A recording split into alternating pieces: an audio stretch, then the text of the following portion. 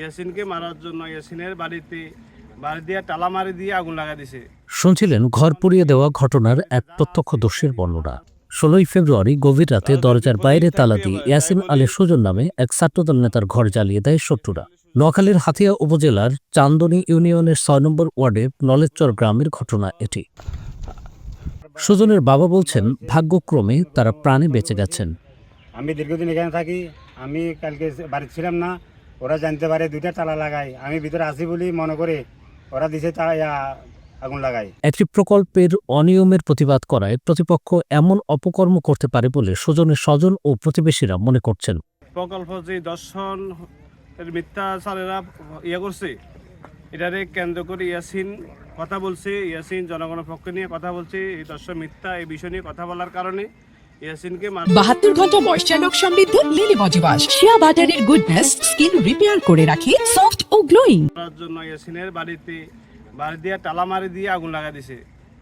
এখন এই বাড়িতে যা আছে ইত্যাদি মালামাল সহ সবকিছু পুরি একদম নিঃস্ব হয়ে গেছে। নোয়াখালী জেলা ছাত্র দলের সাবেক শহর নাট্য বিষয়ক সম্পাদক সুজন তাদের বাড়ি জ্বালিয়ে দেওয়ার ঘটনার বিচার ছেড়ে দিয়েছেন প্রধানমন্ত্রী তারেক রহমানের উপর। আমি দীর্ঘদিন ছাত্র দলের সাথে জড়িত, বিএনপি করি এবং আমাদের এই সানন্দীতে প্রকল্প বাজার একটি হত্যা এবং ধর্ষণের অভিযোগ নিয়ে আমি কথা বলেছি এবং সত্যতা বের করার জন্য কথা বলেছি বিদায় তারা আমাদের এই নলেজচরের বাড়িতে এই বাইরে দিয়ে দুইটা তালা মেরে ভিতরে আগুন লাগাই দেয় এবং পরিকল্পিতভাবে আমাকে সহ আমার পরিবারের লোকজনকে হত্যা করার চেষ্টা করে। এই বাড়িতে আমার বাবা নিয়মিত থাকে, আল্লাহ ওনাকে বাঁচিয়েছেন।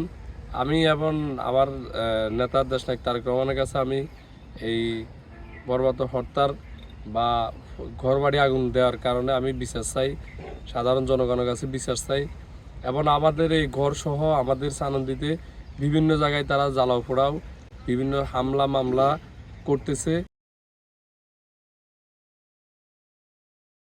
৭২ ঘন্টা ময়েশ্চার লক সমৃদ্ধ লিলি বডি ওয়াশ, শিয়া বাটারের গুডনেস স্কিন রিপেয়ার করে রাখে সফট ও গ্লোয়িং।